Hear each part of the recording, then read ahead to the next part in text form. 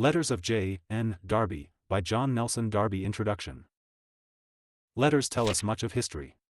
This collection of 1,031 letters from over 50 years of correspondence will tell us much of the history of the Brethren movement from back in the 1800s.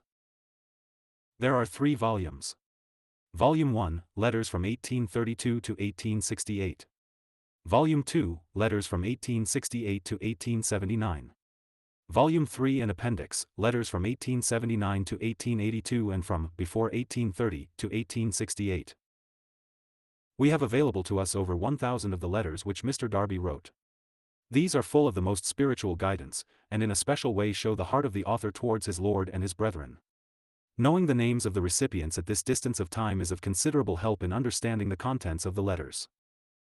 The following list has been compiled, after careful comparison with an early Moorish edition of Mr. Darby's letters, from a list of the correspondence of Mr. Darby which was in the possession of John S. Blackburn, Keswick, England. The page numbers given are those of the later Highcope/Stowhill edition which will be the edition on most bookshelves. John Blackburn comments, the copies of J&D's letters from which I copied the information evidently were originally in George Davison's possession. No one knows who wrote the names of the recipients, but Mr. Morish's daughter informed me that her father wrote the names of the recipients in his personal copies of the 3 volumes, and then sent the original letters back to the families concerned. Note for users of the booklet version, some of the names, and a few of the dates, exhibit considerable variation, e.g. Malin, Malin, Malin. This may be due to the quality of the writing in the originals.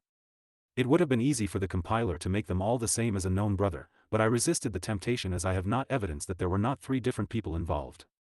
Similarly, Brown spelt with or without an E, but with the same initials is fairly conclusive. In a few cases I have suggested a correction in brackets, but again I thought it good to leave the names as originally copied and leave any conclusions to the reader. These have been changed in this web edition, but may be viewed in the corrigenda. The layout of the pages should be self-explanatory. The first column is a numbering of the letters in each volume.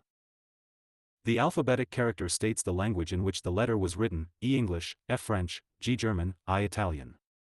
The second column gives the page, as S/H/Highcope editions. The third column gives the name of the recipient. The fourth column gives the place from which it was written. The fifth column gives the date on which it was written. About 3 and 4 of the correspondence are given. Where possible, when the name is unknown, an indication is given as to whether the recipient was a brother or a sister. Where no date is written against a letter, the date at the head of the page under which it was originally catalogued is given. Published September 1995 by L. J. L. Hodgett. Copyright J. N. Darby, born November 18, 1800. Departed to be with Christ April 29, 1882, aged 81 years.